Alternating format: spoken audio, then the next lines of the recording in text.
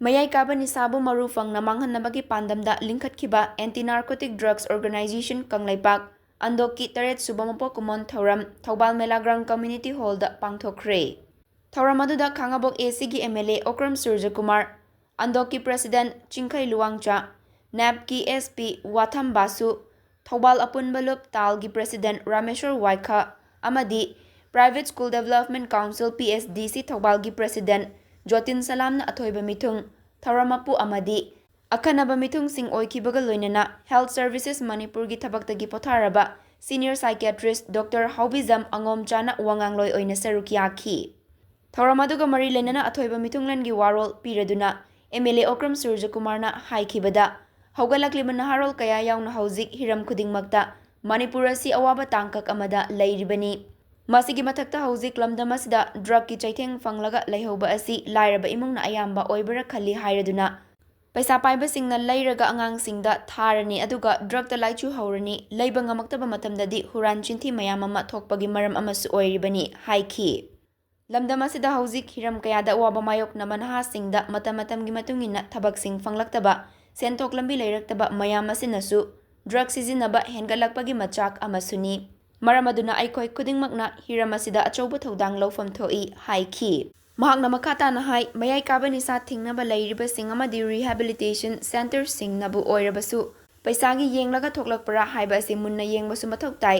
ꯅꯤꯁꯥꯒ ꯃꯔꯤ ꯂꯩꯅꯕꯁꯤꯡ ꯃꯆꯥꯗꯒꯤ ꯍꯧꯔꯒ ꯑꯆꯧ ꯑꯆꯧꯕꯁꯤꯡꯁꯨ ꯐꯥꯔꯒ ꯂꯃꯈꯥꯡꯗ ꯄꯩꯁꯥ ꯈꯔꯅ ꯌꯥꯁꯤꯟꯅꯈꯤꯕ ꯇꯥꯔꯒꯗꯤ ꯂꯝꯗꯝ ꯑꯁꯤꯗ ꯈꯔꯗꯤ ꯑꯗꯨꯝ ꯂꯩꯍꯧꯕ ꯇꯥꯕꯅꯤ ꯍꯥꯏꯔꯗꯨꯅ ꯃꯁꯤꯗ ꯚꯤꯛꯇꯤꯝ ꯑꯣꯏꯍꯧꯒꯗꯧꯔꯤꯕ ꯑꯁꯤ ꯍꯧꯒꯠꯂꯛꯂꯤꯕ ꯅꯍꯥꯔꯣꯜꯁꯤꯡ ꯃꯍꯩꯔꯣꯏꯁꯤꯡꯅꯤ ꯍꯥꯏꯈꯤ꯫ ꯍꯧꯖꯤꯛꯁꯦ ꯌꯥꯝꯅ ꯑꯋꯥꯕ ꯐꯦꯁ ꯑꯃꯗ ꯍꯧꯒꯠꯂꯛꯂꯤꯕ ꯅꯍꯥꯔꯣꯜ ꯃꯌꯥꯝꯁꯤꯡꯁꯤꯒꯤꯁꯨ ꯏꯀꯣꯅꯣꯃꯤꯀꯦꯜꯂꯤ ꯌꯥꯝꯅ ꯑꯋꯥꯕ ꯐꯦꯁ ꯑꯃꯗ ꯂꯩꯕ ꯃꯅꯤꯄꯨꯔꯁꯤ ꯂꯩꯔꯤꯁꯦ꯫ ꯃꯅꯤꯄꯨꯔꯗ ꯑꯗꯨꯝ ꯋꯥꯔꯤꯉꯩ ꯃꯔꯛꯁꯤꯗ ꯃꯦꯟ ꯑꯣꯏꯅ ꯑꯩꯈꯣꯏ ꯍꯧꯖꯤꯛ ꯂꯩꯔꯤꯕ conflict related labor, stress labor, trauma labor, anxiety labor mayam, adagi easily accessible oiba, pasai habiramiba drug ki mayam ma easily accessible oiba mayam sina Manipur si amna wanuai oiba amna hawa mafum amdane hepatitis, HIV, other mosquito related, skin related diseases mayam ma sina state sina tension na state financially matam di job unemployment mayam income mayam siguro factor mayam sila nemo. But at the end of the day, doctor oilo, politician oilo, rehis bureaucrats mayam oilo, we all are held responsible for this. Apo ito naman masigi responsibility na kung even the organization mayam the Euro mayam sincere. Noy na tawag ka, rehabilitation tawag na tawag ko mayam sincere. Noy pisang na talaga tawag.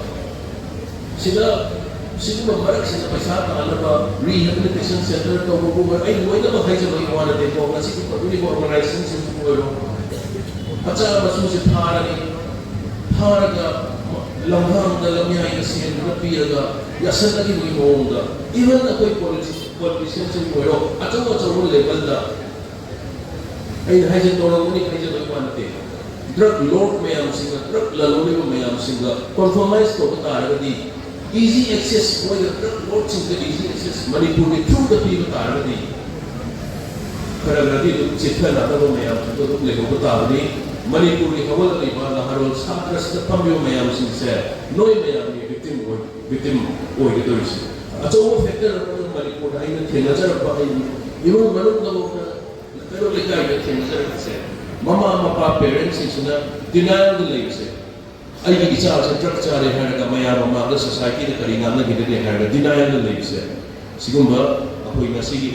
anti narcotic drug organization sigumba lagi mayam sina ay di matang di parents sina sindi ra sigumba organization sa mayam sindi ra ako'y si tapi gat kami ba kamay na consult to gani kabal ni macha sino drug chare na su dai na maya mama losan da ni siban na ba drug kung sa san di ba ko sang ibang kaam yaw ise hayagi siguro introduction naman to ba hayo mo din nakala ba ngani Manipuri population Maitei population adagi population mayam sincere hekatre ko population ngani ngani siguro factor mayam mama addictive oiba substance mayam sa agi factor mayam yaw aduna aina thamjaning si malu oina naharon mai sakri singda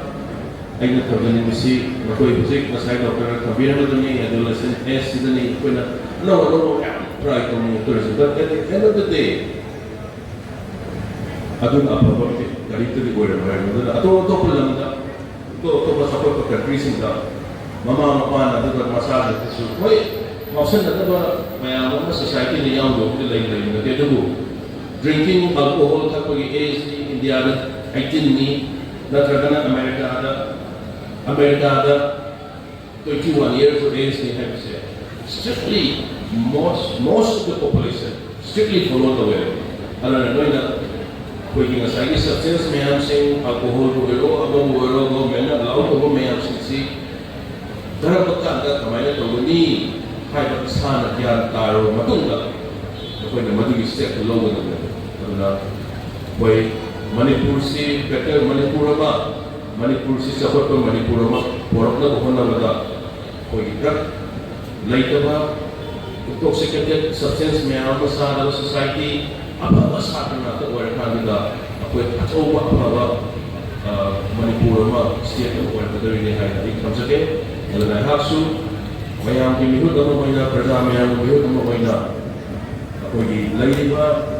for a better Manipur or a drug-free Manipur, aduga koi apa society mo or the pura mat masih kami nasi so mayami hula mo ina ano mo kate